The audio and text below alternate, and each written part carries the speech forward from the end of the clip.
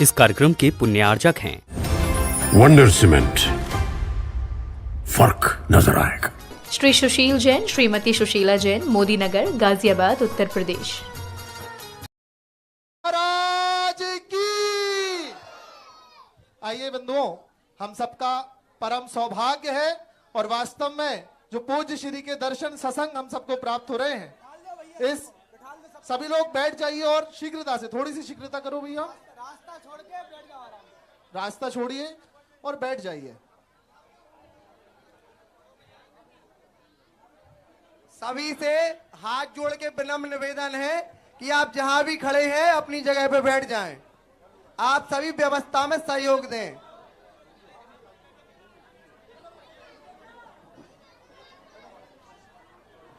आप जब तक खड़े रहेंगे हमें व्यवस्था बनानी पड़ेगी। आप बैठ जाएंगे तो व्यवस्था अपने आप बन जाएगी। आपसे ही व्यवस्था बननी है और आपसे ही व्यवस्था बिगड़नी है। आप सबकी भावनाएं आज इतनी प्रबल हैं कि वो प्रबल भावनाएं हम सबको दिखाई दे रही हैं, परंतु आज आप सबको एक विशेष सौभाग्य भी प्राप्त होने वाला है। आज अपनी अपनी जिज्ञासाएं पूज्य श्री के समक्ष रख के उनके मुखारविंद से समाधान को प्राप्त कर सकते हैं। उस जिज्ञासा समाधान के कार्यक्रम को हम प्रारंभ करने जा रहे हैं। पूज्य श्री से आज्ञा भी प्राप्त करेंगे, परंतु पहले आप शीघ्रता से अपने स्थान पर बैठिए, तब आपको सौभाग्य मिलेगा खड़े होकर के पूज्य श्री से डायरेक्ट अपनी बात करने का, जिसके लिए करोड़ों लोग लाइन लगा करके लिए तरसते रहते हैं। वो सौभाग्य आज आप लोगों को मिलने वाला है। चालू है जी। ऐसा एक प्रश्न आया था अभी रास्ते में, सभी जन पूज्य महाराज श्री को नमोस्तु करेंगे। हे स्वामी, नमोस्तु नमोस्तु नमोस्तु। पूज्य ऑनलाइन जिज्ञासा के लिए पूज्य मुनि श्री के चरणों में। ललितपुर से एक जिज्ञासु पूछते हैं कि हे महाराज श्री, बार बार नमोस्तु। अभी पंचक चल रही है और पंचक में अगर किसी का मरण हो गया हो तो क्या शुद्धि का पंचक में ही करेंगे कि पंचक के बाद कर सकते? शुद्धि का, उनके यहाँ घर में विवाह है। शुद्धिकरण को पंचक टाल देना चाहिए और दाह संस्कार तो कर सकते हैं, हमने पहले बताया था, लेकिन शुद्धिकरण को टालना चाहिए। पंचक की बात करना, पंचक की बात करना। और शादी वगैरह हो घर में, तो उनके यहाँ शादी थी, हाँ, तो फिर उसके लिए तात्कालिक व्यवस्था करके शांति विधान करके फिर कार्यक्रम कर लेना चाहिए।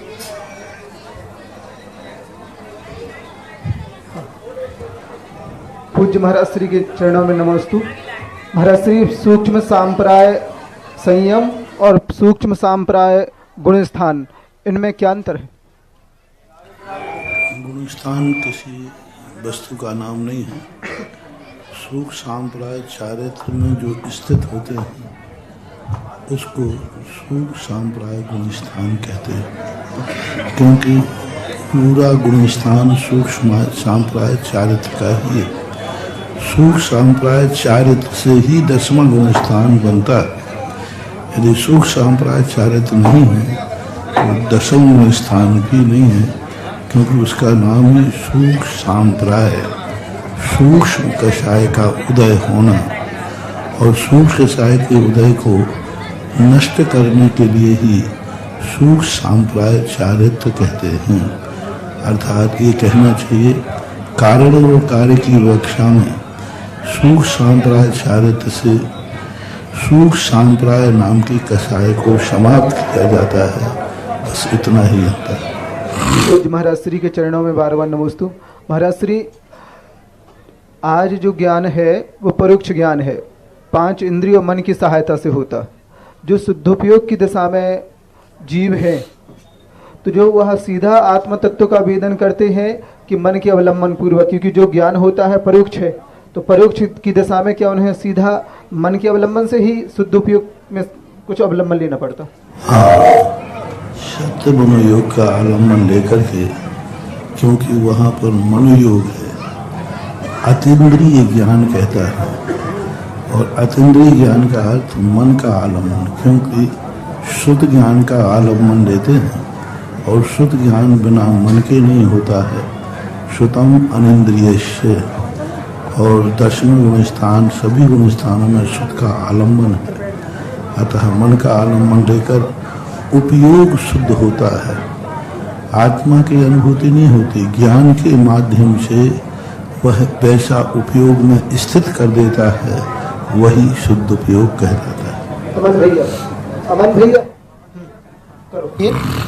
हो जय बोलिए पूज्य निरापक श्रवण साक्षात विराजमान सुधा सागर जी महर्षि राज की। और आइए इस जिज्ञासा समाधान के कार्यक्रम को, जिसमें आप सभी साक्षात पूज्य श्री के समक्ष उपस्थित होकर के, खड़े होकर के और अपनी जिज्ञासाएं रखेंगे और पूज्य श्री के पावन मुखारविंद से उस समाधान को प्राप्त करेंगे। इस कड़ी में प्रथम नाम लेने के लिए मैं जा रहा हूं, श्रीमती अनीता जी जैन ललितपुर आएंगी, प्रथम जिज्ञासा रखेंगी। और अगली कड़ी में तैयार रहेंगे यशवंत जी सिंघई, जीएसटी ऑफिसर ललितपुर।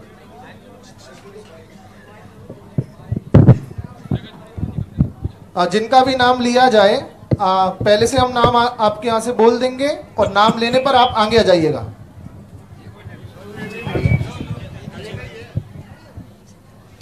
परम पूज्य मुनीश्री के श्री चरणों में आत्मा के अनंतानंत प्रदेशों से नमन। परम पूज्य क्षुल्लक महाराज श्री के संग में इच्छामी महर्षि एलक जी को इच्छामी। महर्षि, मेरी एक जिज्ञासा है, लेकिन वो एक छोटे छोटे से संक्षिप्त प्रश्नों के रूप में, जिसका सिर्फ एक शब्द में उत्तर हो सकता है, तो उसको मैं जानना चाहती हूँ। जैसे जो अणिमा आदि 8 रिद्धियों से युक्त जो संपन्न है, वो कौन होते हैं महर्षि? वो मुनिराज ही होते हैं। मुनिराजों में भी विशेष कोई विशुद्धि वाले मुनिराज, ग्रस्तों को रिद्धियां नहीं होती। अणिमा महिमा रिद्धि आदि 2 प्रकार की होती हैं। एक देवों के द्वारा होती है, विद्याधरों को होती है, और एक गुण प्रत्यय मनुष्यों को होती है। देव और विद्याधरों को भाव प्रत्यय रूप में प्राप्त होती है, लेकिन गुण प्रत्यय से जो होती है वह मुनि अवस्था में ही प्राप्त होती है। आइए जिज्ञासा रखेंगे यशवंत जी से गई, जीएसटी ऑफिसर जो ललितपुर से आए हैं, और इसके बाद तैयार रहेंगे सील चंद जी अनौरा ललितपुर, हमारे दाऊ। माइक चालू करिए, वाला माइक बंद हो गया। हेलो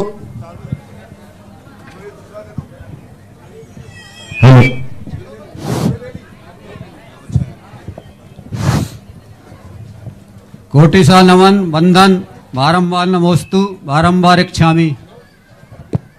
पूज्य श्री, मेरी जीवन व्यवहार से संबंधित एक जिज्ञासा है कि क्या किसी व्यक्ति के नाम का प्रभाव उसके गुणों पर, उसके व्यवहार पर, उसके संस्कारों पर, उसके क्रियाकलापों पर पड़ता भी है या नहीं? क्योंकि एक तरफ तो कहते हैं यथा नाम तथा गुण, दूसरी तरफ कहते हैं आँख के अंधे नाम नयन सुख। और गुरुदेव एक सज्जन को मैं जानता हूँ, उनका नाम है ज्वाला सिंह, और वो भी सर्दियों में 4 रजाई ओढ़े पड़े रहते हैं। और एक मैडम जी गुरुदेव मेरे विभाग में थी, उनका ऑफिस का नाम, सरकारी नाम था खुशबू, और उनका घर का नाम था महक, और वो भी बेचारी सर्दियों में 1 हफ्ते स्नान नहीं करती थी, ऐसा उसने स्वयं ऑफिस में बताया था। प्रत्येक वस्तु, प्रत्येक अक्षर कोई ना कोई गुण लिए होता है। यदि नाम में कोई दम नहीं होती तो आप भगवान को किस नाम से पुकारते? नाम के 2 रूप होते हैं। जब कोई वस्तु, वही वस्तु जब स्वतंत्र रहती है तो गुणहीन होती है, और वही वस्तु यदि गुणवान के साथ मिल जाए तो वह शब्द भी गुणवान हो जाता है। जैसे घड़ा मिट्टी का होता है, लेकिन उसमें घी रख दिया जाए तो जगत उसे घी का घड़ा कह देती है। वही नाम है रामचंद्र, किसी का नाम रख दिया जाए तो कोई नहीं पूछेगा, लेकिन वही नाम दशरथ नंदन का रख दिया, सारा जगत उस नाम की जाप दे रहा है। इसलिए वस्तु 2 रूप में है, एक तो स्वयं गुण संपन्न होती है, और एक किसी की संगति में आकर संपन्न होती है। जैसे दीपक जब तक कोई जलाएगा नहीं वो जलेगा नहीं। दीपक में जलने की शक्ति है, लेकिन जब तक कोई जलाएगा नहीं वो प्रकाश नहीं दे सकता। इसी प्रकार ये वस्तुएं जब तक गुणवान व्यक्ति का संयोग नहीं होगा तब तक वो नाम और शब्द गुणवान यानी गुणगुण नहीं बन सकता। इसलिए शब्दों में ताकत है यदि निमित्त मिल जाए तो। जैसे घी में जलने की ताकत है यदि कोई जलाने वाला मिल जाए तो। प्रत्येक वस्तु में ऐसी ही ताकत होती है, निमित्त मिलना चाहिए। तो शब्दों को हम निषेध नहीं कर सकते, शब्दों में बहुत बड़ी ताकत होती है, तभी तो राशियों के नाम शब्दों से रखे जाते हैं। लेकिन शब्द ही सब कुछ है, नाम ही सब कुछ है, शो बात नहीं। वही नाम यदि गुणहीन का रख दिया जाए तो उसकी शक्ति समाप्त हो जाती है। ऐसा नमस्ते मुनि श्रेष्ठ। आइए महर्षि प्लीज। महर्षि हमारी जो मेन जिज्ञासा थी वो रह गई थी। प्रश्न में परिभाषा में आया था वैक्रिक शरीर की परिभाषा में कि जो अणिमा आदि 8 गुणों के ऐश्वर्य से संपन्न होते हैं और इनसे संपन्न होकर जो शरीर बनाना, छोटे बड़े अनेक शरीर बनाने, ये विक्रिया कहलाती है। और इस विक्रिया से जो संपन्न होते हैं वो वैक्रिक शरीर है। तो महर्षि वैक्रिक शरीर नारकियों के भी होता है, तो फिर ये परिभाषा कैसे समझे महर्षि इसमें कि दोनों में घटित होती है। नारकी भी छोटा बड़ा शरीर बनाते हैं, लेकिन अणिमा आदि रिद्धि कैसे होगी महर्षि? उनके भी अणिमा आने छोटा, महिमा आने बड़ा। वो छोटा रूप भी बना लेते, एक छोटा सा कीड़ा बन जाते, बड़ा रूप बना लेते, श्यामल का वृक्ष बन जाते। तो नारकियों में भी छोटी बड़े बनाने की रिद्धियाँ हैं। फर्क इतना है कि देवता पृथक विक्रिया करते हैं और नारकी अपृथक विक्रिया करते हैं। महर्षि जिज्ञासा सिर्फ रिद्धि को लेके है महर्षि, रिद्धि सहित कैसे जा सकती है नरक में? सहित ना तो नरक में जा सकते ना देव में जा सकते। आपका प्रश्न ही ठीक नहीं। रिद्धि सहित कहीं जाना आना नहीं होता है, रिद्धि वाले होते हैं। देव रिद्धि सहित हैं, रिद्धि सहित कहीं नहीं जाते। नार की रिद्धि सहित है, लेकर के कहीं नहीं जाना। देव अपनी रिद्धि करके कहीं भी रिद्धि से कहीं चले जाते हैं। नार की अपने बिल से बाहर नहीं जाते, लेकिन अपने शरीर को छोटा बड़ा कर लेते हैं। ऐसा महर्षि। आइए जिज्ञासा रखेंगे शीलचंद जी दाऊ और तैयार रहेंगे रामेश्वर प्रसाद जी मिश्रा धौर्रा पूर्व प्रधान।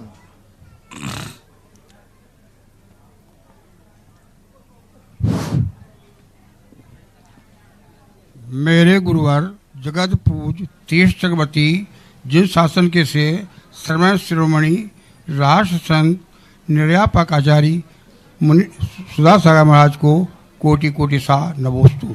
रापत सागर महाराज को नमोस्तु। एलक जी को चुलक जी को इच्छामी।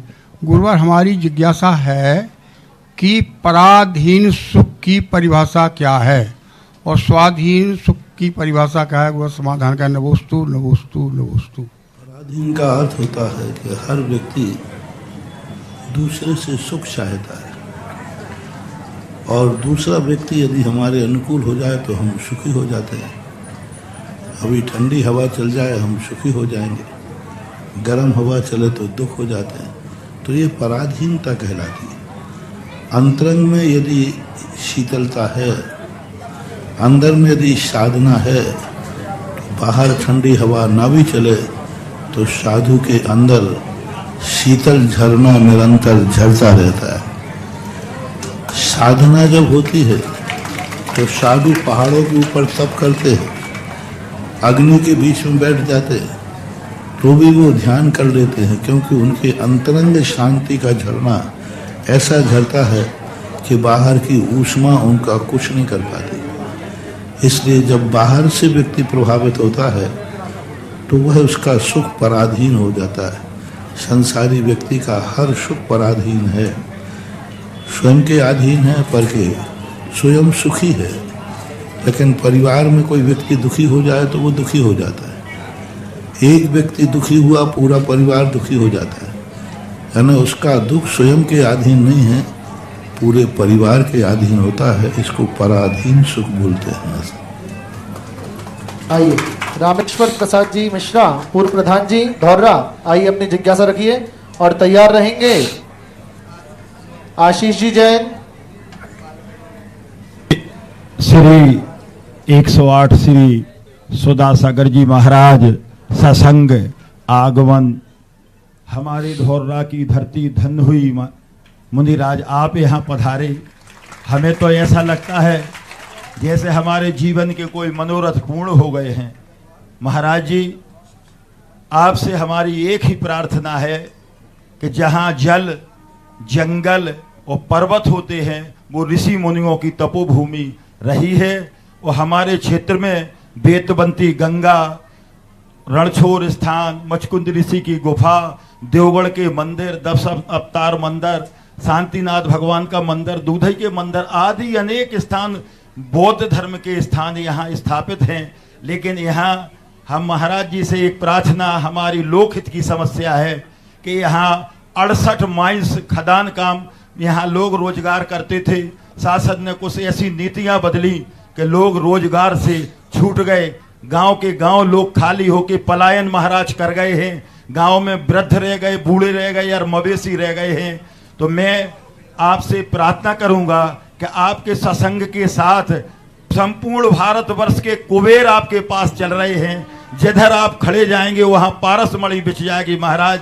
यहाँ 3 विद्यालय शिक्षा के लिए चल रहे हैं, इंटर कॉलेज, दूसरा अटल आवासीय विद्यालय, तीसरा इंटर कॉलेज। हर वर्ष 300 बच्चे इंटर कॉलेज से ईंधन रथ के लिए पास होकर निकलते हैं महाराज जी।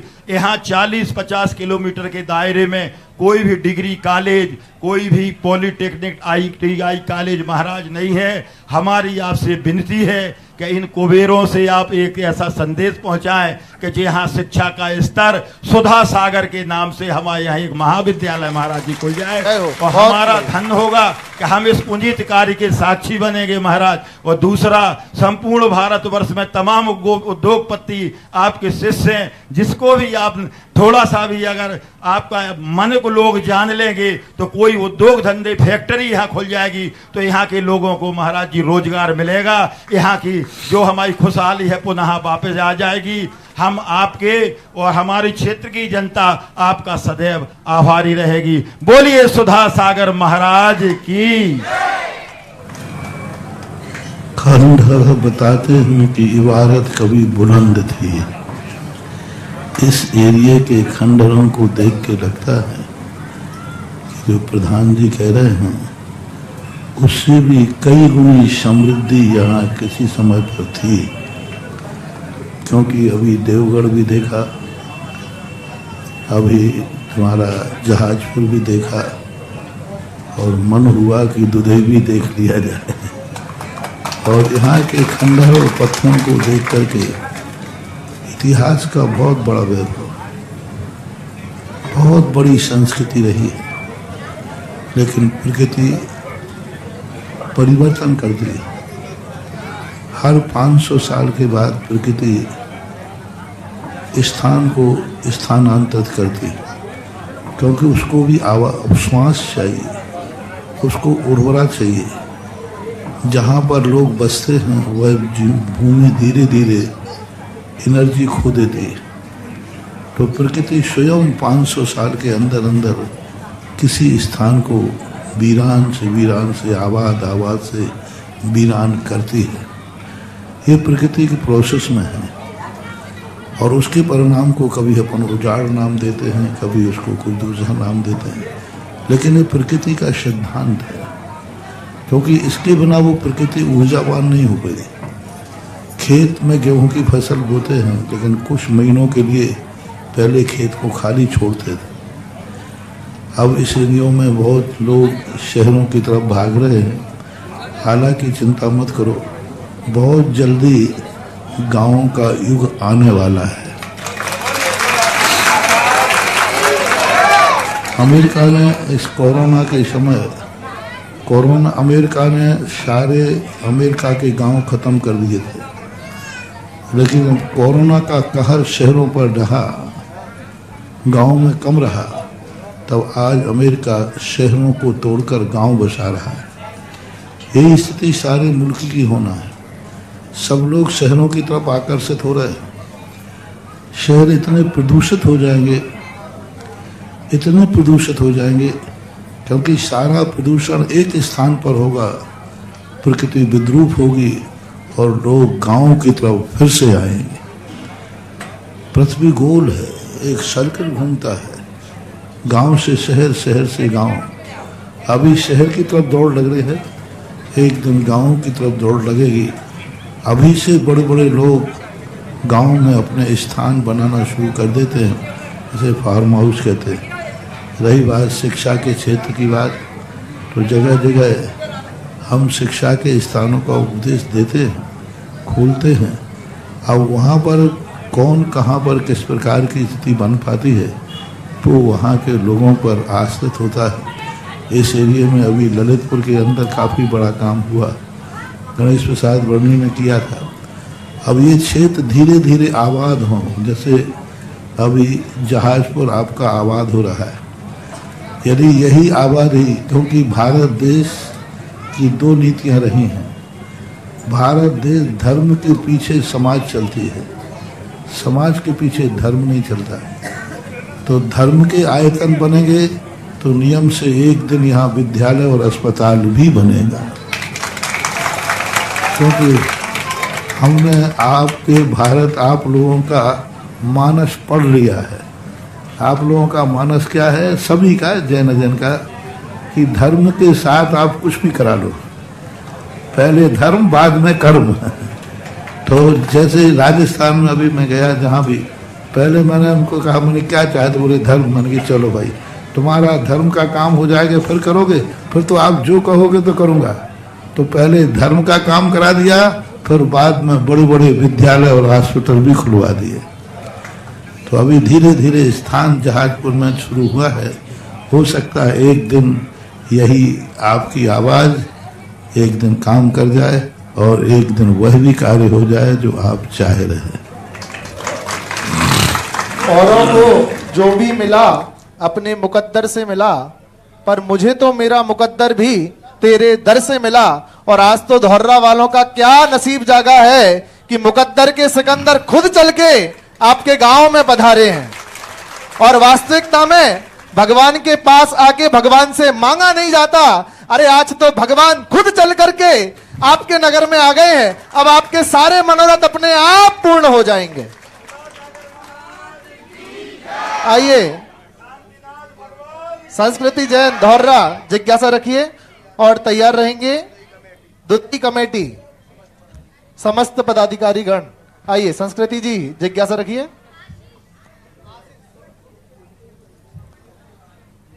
आशीष जी पूछिए, चलिए माइक चालू कर देना, बात से चालू करिए। हेलो। हाँ।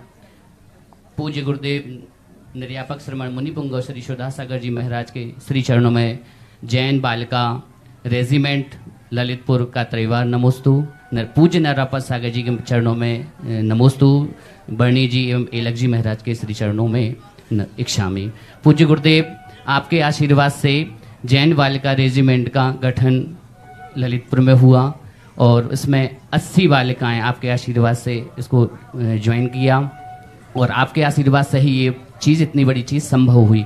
पूज्य गुरुदेव और गुरुदेव सविता दीदी के प्रयास से बालिकाओं को जोड़ा गया और हम लोगों का जो छोटा सा प्रयास हुआ उसमें आपका आशीर्वाद संभव था। पूज्य गुरुदेव आपसे ये निवेदन है और हम लोग आशीर्वाद चाह रहे हैं कि इस उपक्रम को हम लोग आगे कैसे सुसज्जित करें और आगे जैन धर्म की प्रभावना, महती प्रभावना कर सके। पूज्य गुरुदेव हम लोगों को मार्गदर्शन दे। कोई भी संगठन को जीवित रखने का एक ही तरीका होता है कि संगठन के एक उद्देश्य होना चाहिए और उद्देश्यों में निरंतर कोई ना कोई कार्यक्रम समाज सुधार में, समाज के सहयोग में करते रहे। कुछ योजनाएं अपनी तरफ से बनाना चाहिए, कुछ ना कुछ एक ऐसे अपनी तरफ आयोजन करना चाहिए जिससे लोग समाज को समझें कि यह संगठन जीवित है। कभी समाज सेवा, कभी दुखियों की सेवा, कभी गरीबों की सेवा। प्रति समय किसी न किसी एक क्षेत्र पर महीने में एक बार जाकर के वहाँ कोई ना कोई आयोजन करना, यानी संगठन से समाज को कुछ ना कुछ लाभ मिलते रहना चाहिए, जिससे समाज भी खुश होती है कि यह संगठन हमारी समाज में कुछ कर रहा है। बालिकाओं को कुछ ना कुछ एक ऐसा आयोजन अपना करना चाहिए साल भर में, 6 महीने में, खुद अपनी तरफ से, जिसमें सारी समाज को उपस्थित करें और कार्यक्रम बालिकाओं का हो। 2 कार्यक्रम हैं, एक समाज के कार्यक्रम में संगठन उपस्थित हो और एक संगठन के कार्यक्रम में समाज उपस्थित हो। ये साल भर में एक कार्यक्रम संगठन का होना चाहिए जिसमें समाज उपस्थित हो और साल भर समाज के कार्यक्रमों में संगठन को उपस्थित रहना चाहिए जहां समाज के कार्यक्रम हो। ऐसा आइए संस्कृति जी अपनी जिज्ञासा रखेंगी और तैयार रहेंगे समस्त पदाधिकारीगण दुधई कमेटी।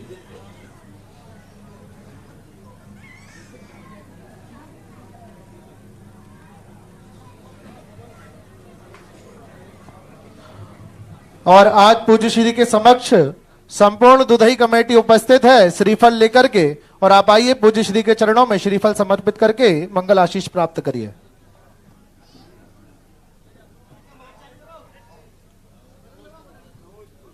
मम हृदय सम्राट मुनि श्री के चरणों में बारंबार नमोस्तु नमोस्तु नमोस्तु।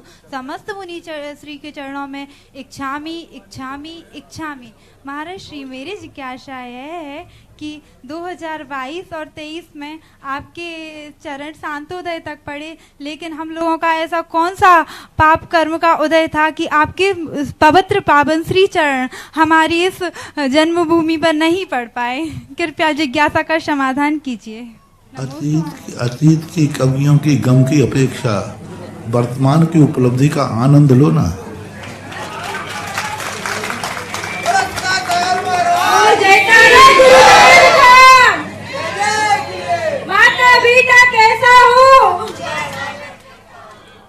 आइए जिज्ञासा रखेंगे दुधई कमेटी समस्त पदाधिकारीगण और तैयार रहेंगी निहारिका जी मुंगावली।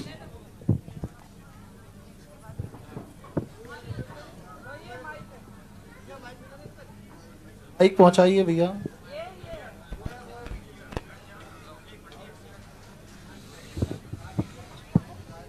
जगत पूज निर्यापक 30 चक्रवर्ती मुनि श्री सुधा सागर जी मुनिराज के श्री चरणों में नमन, मुनि स्वयं के चरणों में नमन, ऐलक छुल्लक के श्री चरणों में इच्छामी। गुरुदेव, आपका जब से आशीर्वाद मिला है कि आप दुधई क्षेत्र में पधार रहे हैं, तब से दुधई में जो काम हो रहा था उसकी गति अपने आप प्रगति में बदल गई है, और ऐसी प्रगति हो रही है कि हम लोगों को भी महसूस नहीं हो रहा है कि ये काम कैसा हो रहा है। और जैसा कि आपका उपदेश व आदेश आज सुबह मिला था, सोशल मीडिया पर सिर्फ यही बात चल रही है कि दुधई में पहुंचना है, दुधई में पहुंचना है। क्या होने वाला है? एक अद्भुत आदमी के अंदर, श्रद्धालुओं के अंदर एहसास चल रहा है। गुरुदेव, आपने ऐसी दृष्टि और आपने ऐसी कृपा की है कि शांतोदय और देवगढ़ और सतोदय के बाद जो बीच में पाली के बीच में जो एक छोटा सा जंगल वृद्ध रूप में था, वो मंगल होने वाला है। गुरुदेव, यहाँ पर हमारी जिज्ञासा है कि हमारी जो कमेटी है, आपके आशीर्वाद से हमारे महामहिम भी, अध्यक्ष जी और सभी कमेटी के जिम्मेदार और मजबूत सिपाही आपकी सेवा में, आपके चरणों में, आपके आदेश के हर स्थिति का पालन करने को तैयार हैं। और हमारे भामाशाह दाऊ अनोरा जो हर कोई को सहयोग देते हैं, उनका भी सहयोग है। गुरुदेव, हमारी जिज्ञासा है कि भगवान शांतिनाथ जो विराजे हैं वहाँ पर, उनकी दृष्टि हम लोगों पर ऐसी पड़ जाए कि क्षेत्र का चमन जंगल में मंगल की ओर हो। ऐसा हम लोग क्या करें गुरुदेव? नमोस्तु नमोस्तु। अब ये सब बातें वहाँ पहुँचने के बाद ही बताई जा सकती। पहले भगवान और हमारी दृष्टि तो मिलने दो, उसके बाद गृहस्थ की दृष्टि है, क्योंकि भगवान हमें दृष्टि देंगे, हम सारे जगत को दृष्टि दे देंगे। नमोस्तु गुरुदेव, नमोस्तु।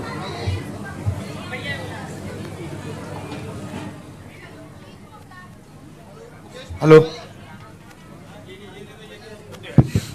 हेलो, आइए निहारिका जी जिज्ञासा रखिए, माइक पीछे पहुंचा देना एक।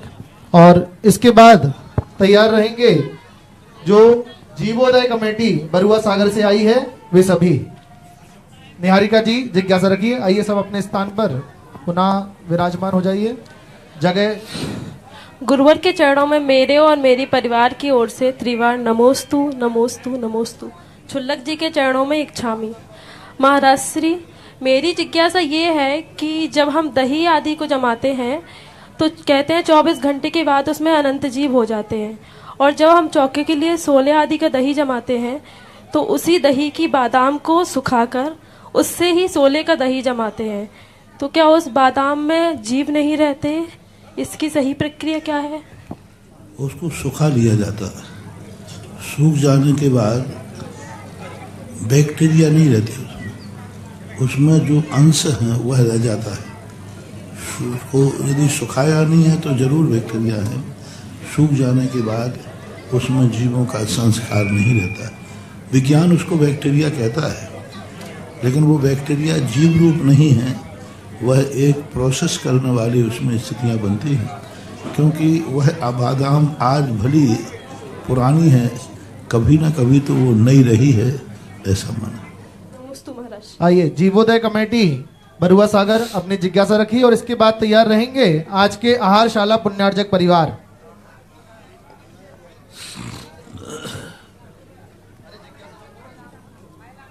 हो गई, चलिए आइए, आज के आहारशाला पुण्यार्जक परिवार अपनी जिज्ञासा रखिए।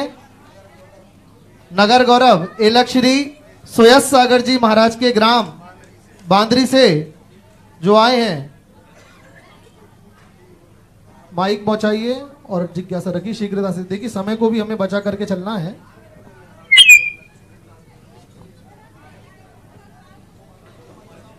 नमोस्तु महाराज जी, आज मेरी कुटिया धन्य हो गई और बहुत अच्छा लगा, अभिलाषा पूरी हो गई जो आहार होके।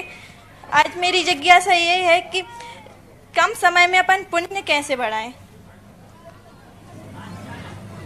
समय जब पुण्य ही बढ़ाना है तो समय की सीमा क्यों? और समय की सीमा है तो फिर पुण्य बढ़ाने से मतलब क्या है? जो चीज बढ़ाना ही है उसको असीम कर दो ना, तो वो 1 मिनट में बढ़ जाएगा। और जब हमने अच्छी चीज पाने के लिए यदि हमने समय सीमा कर दी तो फिर वो अच्छी चीज कहाँ रहेगी? अच्छी चीज तो वह है कि जिसको पाने के लिए भाव आना चाहिए कि मैं सदा पुण्य कमाता रहूं। ऐसा भाव आते ही पुण्य का श्रृंखला बन जाती है। अच्छे कार्य के लिए समय सीमा नहीं, उसको असीम कर देना चाहिए। आइए, भरतेश जैन अपनी जिज्ञासा रखेंगे और चेतन जी कोटा जिन्होंने, भरतेश जी आइए जिज्ञासा रखिए, और चेतन जी कोटा जो शांतोदय तीर्थ क्षेत्र की भोजनशाला के पुण्यार्जक रहे, आइए। अच्छा, भोजन बनाया है, आइए। हे महाराज श्री जी, मेरे दादू मेरे परिवार ललितपुर की जैन समाज की तरफ से बारंबार नमोस्तु नमोस्तु नमोस्तु। महाराज श्री जी, मेरी आपसे यह जिज्ञासा है कि आचार्य श्री ने आपसे कहा था कि आप विहार करो, और आपने आचार्य श्री से कहा था कि मैं अकेला विहार कर रहा हूँ, आप मुझे कोई मंत्र बता दो। तो महाराज जी, आचार्य श्री ने कहा था कि तुम तो हाथी की चाल से चलो, पीछे मुड़कर मत देखना। लेकिन महाराज श्री जी, आप उस समय से अभी तक चलते चलते जन शासन के शेर बन गए। तो महाराज जी, ऐसे क्या हुआ?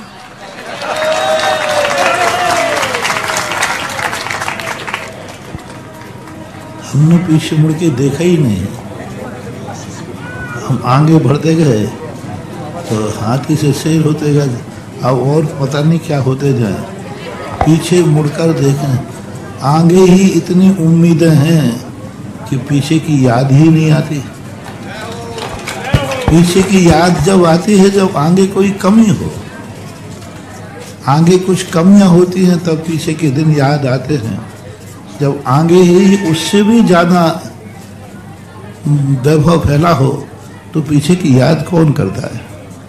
एक बार एक प्रश्न आया कि मरने वाला जीव लौट के क्यों नहीं आता खबर लेने के लिए? वो क्यों आएगा?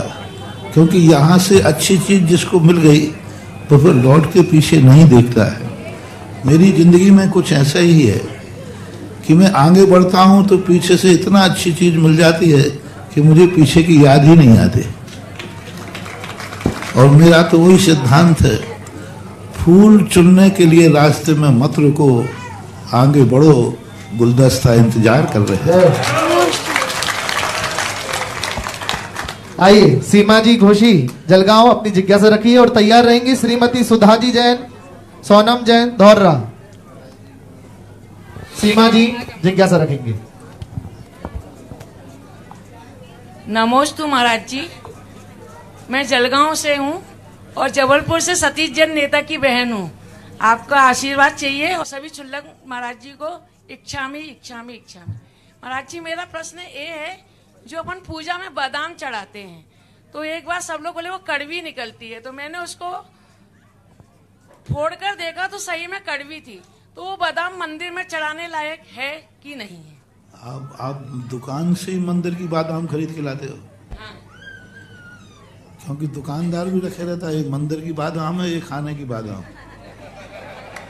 आप उससे कहो खाने वाली बादाम दो तो वो चढ़ाना, वो कभी कड़वी नहीं निकलती।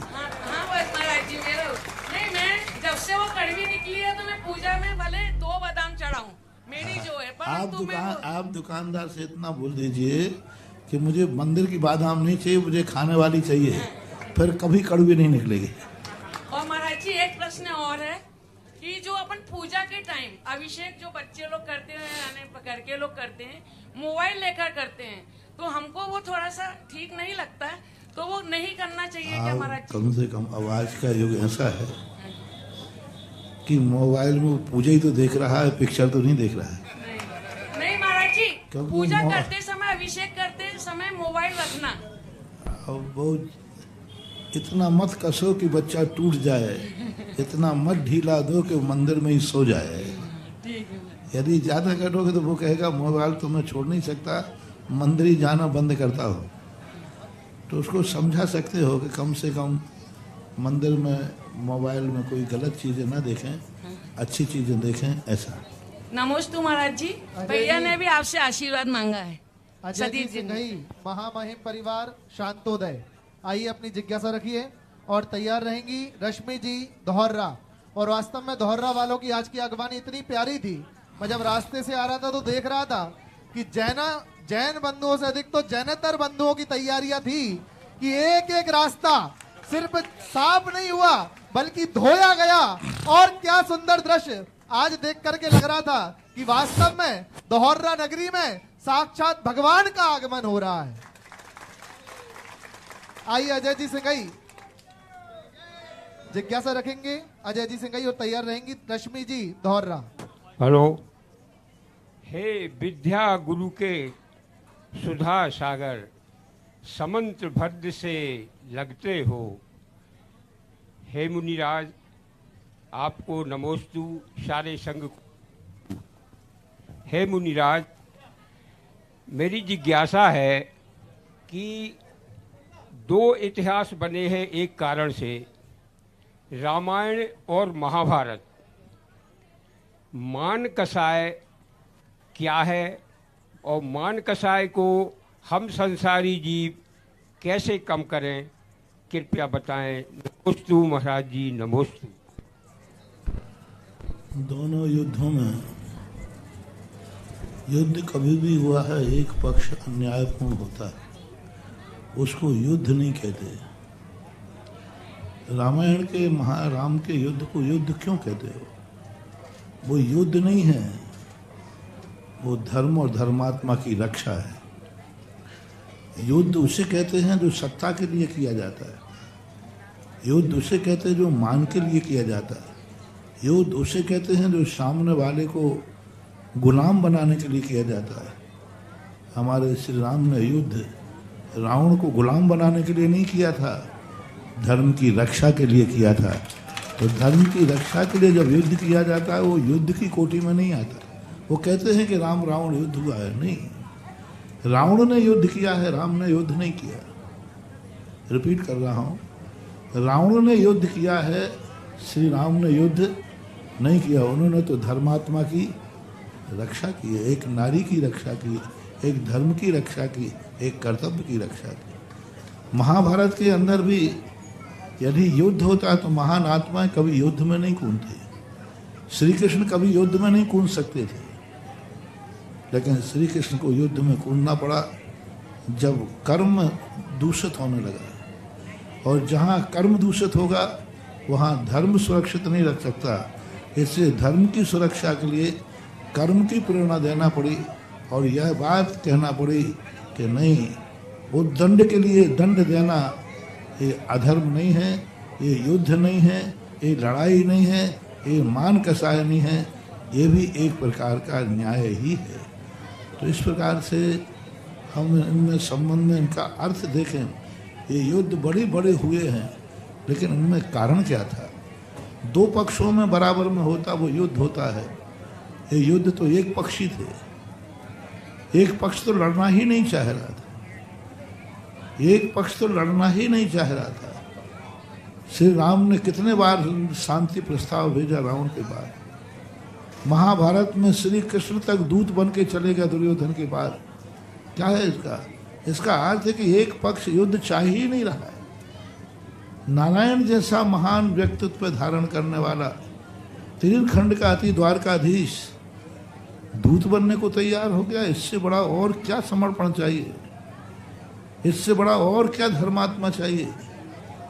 चाहते तो सुदर्शन चक्र के माध्यम से उसी समय 1 मिनट में सारी लीला खत्म कर देते, लेकिन नहीं, खुद इतने स्तर पर द्वारकाधीश का दूत बनना महानुभाव बहुत छोटा काम है। दूतगिरी करना बहुत छोटा काम है। लेकिन श्री कृष्ण ने एक ही बात कही कि यदि मेरे दूत बनने से शांति होती है तो मैं नारायण पद छोड़कर दूत बनने को तैयार हूं। यही होती है महान आत्माओं की शक्ति। बड़ा जो छोटा आदमी होता है वो कहता नहीं, मरो तो मर जाओ, लेकिन मैं अपना पद। लेकिन देखो महानता, देखो धर्मराज ने कहा उस समय, नहीं मधुसूदन, मैं सब हस्तिनापुर छोड़ता हूं, मैं आपको दूत नहीं बनने दूंगा। उस दुष्ट के सामने दूत बनना, श्री कृष्ण ने क्या कहा? बोले धर्मराज क्या फर्क पड़ता है? क्या फर्क पड़ता है?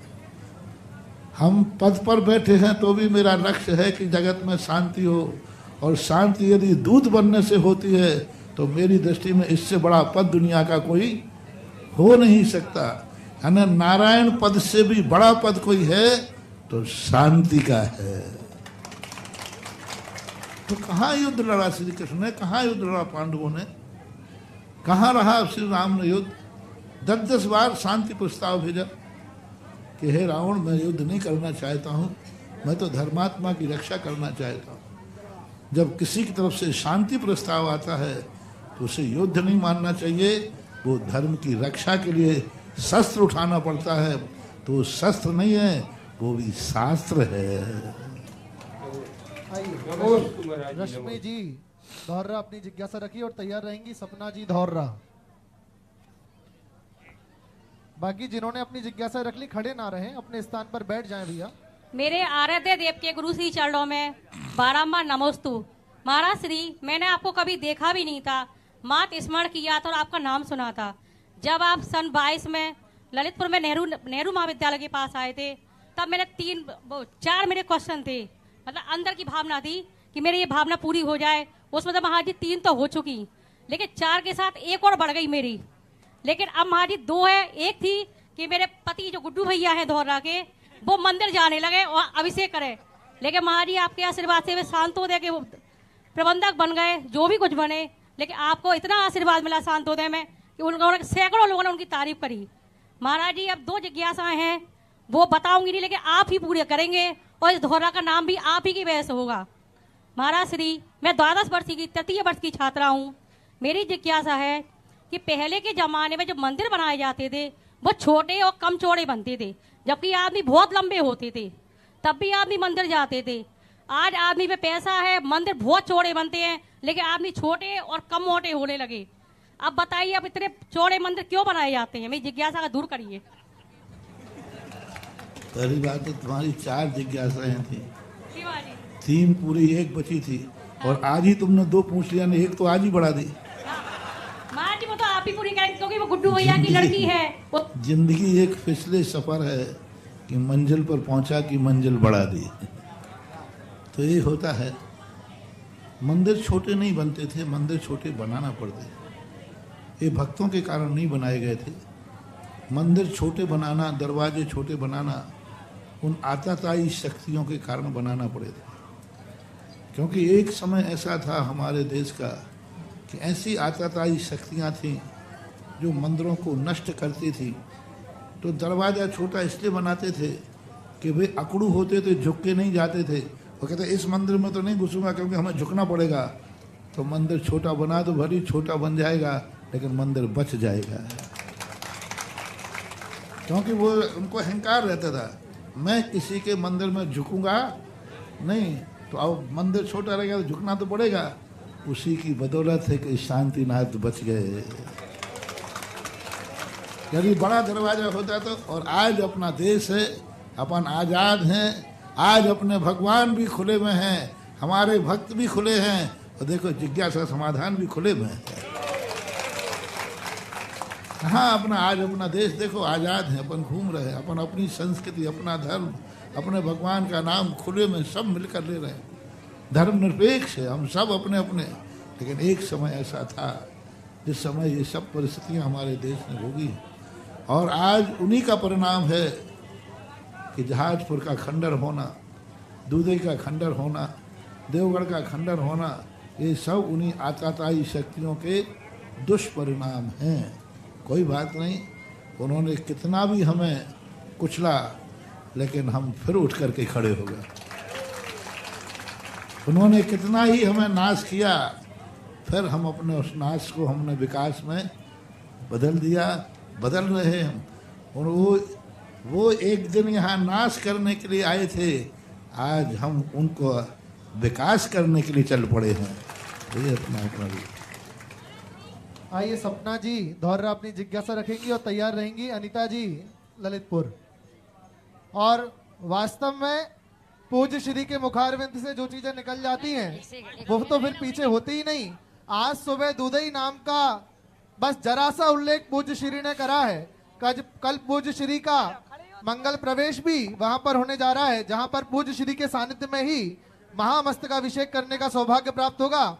और अभी से दुधई वाले बता रहे हैं कि फोनों की कतार लग गई है कि दुधई कहाँ है, कैसे आना है, लोकेशन भेजिए। और वास्तव में चमत्कार अगर किसी का है तो यहाँ विराजमान निरापक श्रमण मुनि पुंगव श्री सुधासागर जी महाराज का है कि एक बार जो नाम वो ले लें बस उसके तो वारे न्यारे हैं, और धौर्रा वालों के तो अधिक, क्योंकि यहाँ पर तो साक्षात पूज्य श्री पधार गए हैं।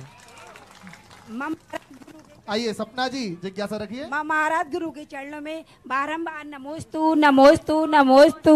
महाराज श्री, मेरा प्रश्न यह है कि मैं शांतोदय तीर्थ क्षेत्र पर एक महीने में एक बार विधान और हफ्ते में एक बार आरती करने का नियम लेना चाहती हूँ। बहुत अच्छा। चले, आज यदि धुर्रा को अपना गर्व है कि हमारे पास में जहाजपुर क्षेत्र है, यदि गर्व है कि हमारे पास शांतोदय तीर्थ क्षेत्र, यदि गर्व है कि हमारे क्षेत्र पर पंच कल्याणक हुआ है, यदि गर्व है कि हमारे निकटवर्ती क्षेत्र का आज जीर्णोद्धार हुआ है, गर्व है कि महाराज वहाँ आए हैं, तो आज धुर्रा के हर दिगंबर जैनी को एक नियम लेना है कि हफ्ते में एक दिन शांतोदय तीर्थ क्षेत्र में अभिषेक करने जाना है।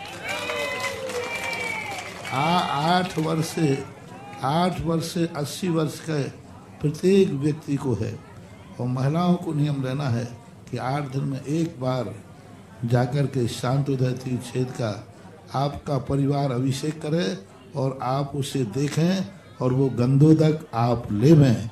यही आप लोगों के लिए आशीर्वाद है। गुरुवर, जैसे कोई अभिषेक के लिए नहीं जा पाए हम लोगों के यहाँ, तो हम महिलाएं क्या विधान करने नहीं जा सकते क्या अकेले? हाँ, वो तो जा सकते हो, उसकी कोई बाधा नहीं है।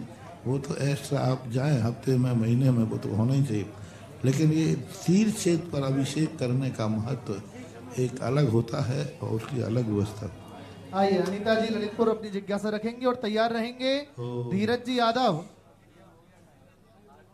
हो गया, मुझे बताओ। आइए चलते हैं जिज्ञासा समाधान के पश्चात आज की महाआरती के लिए पूज्य श्री की।